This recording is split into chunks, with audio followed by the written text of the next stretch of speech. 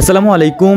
আলহামদুলিল্লাহ, অবশেষে আমরা আমাদের খামারে কোয়েল পাখি নিয়ে আসলাম। অনেক খোঁজাখুঁজির পরে কোয়েল পাখি না পাওয়াতে আমরা এক ভাইয়ের সাথে যোগাযোগ করছিলাম, যে ভাইয়ের বাড়ি হচ্ছে মাগুরাতে। তো ওই ভাইয়ের কোয়েল পাখির খামার ছিল, তো ওনার সাথে যোগাযোগ করার পর ওই ভাই আমাদেরকে কোয়েল পাখি দিয়ে গিয়েছেন হচ্ছে আমাদের এখানে এসে মূলত। তো আমি আগেই বলেছিলাম আপনাদেরকে যে আমাদের এখানে কোয়েল পাখি তেমন একটা পাওয়া যায় না, একেবারেই পাওয়া যায় না বললেই চলে। আমি অনেক খোঁজাখুঁজি করছি কিন্তু কোথাও পাচ্ছিলাম না। তারপরে এই ভাইয়ের থেকে নিয়ে আসছি। ভাই মাগুরা থেকে আমাদের এখানে এসে তারপর হচ্ছে এটা আমাদেরকে দিয়ে গেছেন। আলহামদুলিল্লাহ, বেশ কোয়েল পাখির স্বাস্থ্য বেশ ভালোই ছিল মোটামুটি।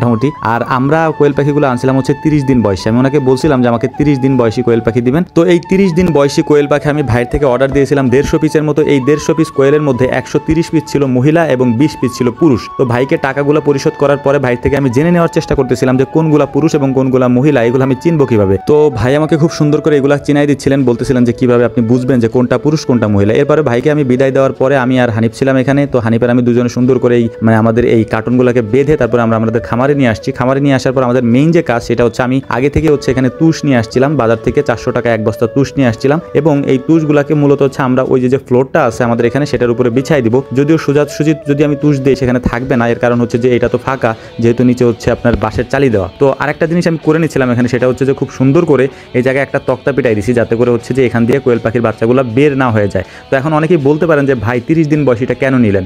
একে তো হচ্ছে আমি আগে পরে কোয়েল পাখি ব্রুডিং করি নাই কখনো, এই জন্য হচ্ছে যে ছোট বাচ্চা আমি আনি নাই, একদিন বয়সী বাচ্চা, যেটা আমি ব্রুডিং করতে পারবো না বা আমার জানা নাই ও সম্পর্কে। এই জন্য হচ্ছে আমি মূলত শখ করেই 30 দিনের বাচ্চা আনছি। আর যেহেতু কোয়েল পাখি 45 দিনে ডিম পারে, এই জন্য হচ্ছে মূলত আমার জন্য এটা সহজ হবে পালতে। আর এটা যেহেতু একটু বড়, এর খাওয়া দাওয়া তারপরে এর ওষুধ সবকিছু মিলাই হচ্ছে আমার জন্য তেমন একটা সমস্যা হবে না।